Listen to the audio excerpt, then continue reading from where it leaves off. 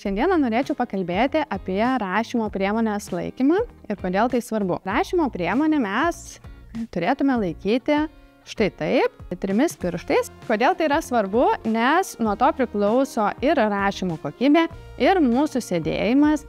Taip pat netaisyklingai laikant rašymo priemonę didėja įtampa raumenyse ir vaikas tiesiog gali jausti skausmą ir formuojasi netaisyklinga laikysena. Kokias priemonės galime naudoti, kad išmoktume taisyklingai laikyti rašymo priemonę?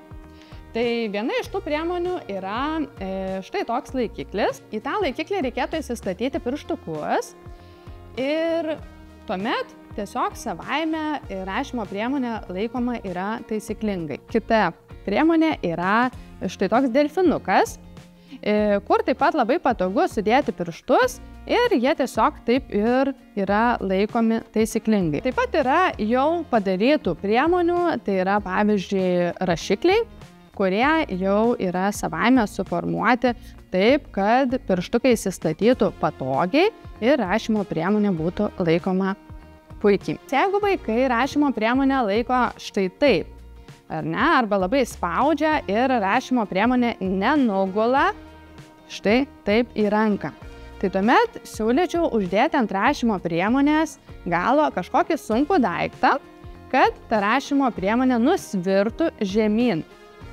Tai gali būti koks nors trintukas sunkesnis, plastilino gabaliukas. Jeigu vaikas laiko priemonę su daugiau pirštų negu reikėtų, labai svarbu, kad šitie pirštukai būtų suspausti. Taip? Tuomet mes galime įdėti kažkokį daiktą ar žaisliuką vaikui pasaugoti. Arba tai gali būti trintukas, jeigu jo prireiktų, ar ne? Ir štai taip yra laikoma su keliais pirštais, tuomet rašyme dalyvauja tik tais tie pirštai, kurie yra reikalingi šiame procese.